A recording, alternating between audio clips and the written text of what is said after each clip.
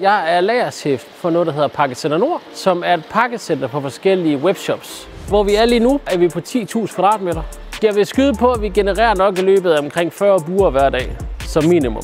Så vi har konstant altid en mand på pap, og det er 8 timer, og det er hver dag. Det er 365 dage om året, vi har åbent herude.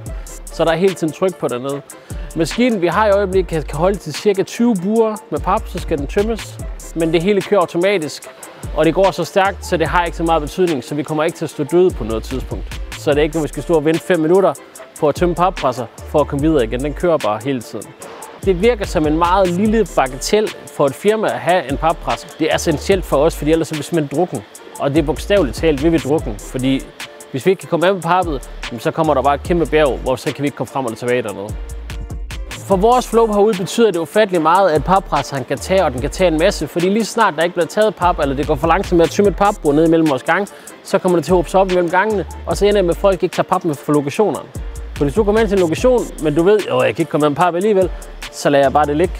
Så kan den anden komme og kæmpe med det. Hvorimod, hvis du hele tiden har et papbord, der bliver tømt og skiftet, fordi pappresseren er så effektiv, som den er, så gør det, at folk er bedre til at tage pap med, og de gør det mere effektivt, og flowet kommer til at køre. Det bliver hurtigere for os alle sammen.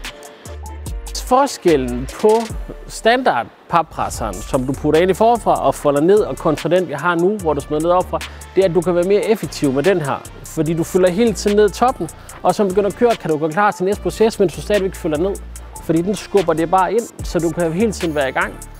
Den er så børnevenlig, så alle faktisk kan bruge den. Altså, fordi det er simpelt. Du sætter et vogn på auto, så smider du faktisk bare i, og så fortæller maskinen dig, hvad der sker dernede. For enden, hvor du skyder ballen ud, der er du heller ikke i nærheden. Der er en pille, der bare står, og så skyder den selv ud derpå, hvor du faktisk står for siden af hele tiden, så du er ikke foran. Så du har sikkerheden i det, så det er faktisk alle vil kunne betjene den. Når vi har de færdige baller, så kører vi dem udenfor, og så bliver det så hentet af et eksternt firma, og så kommer det over til dem, og så bliver det genbrugt. Så det kommer cirkulation i det, så det starter forfra med at blive produceret til nye papkasser.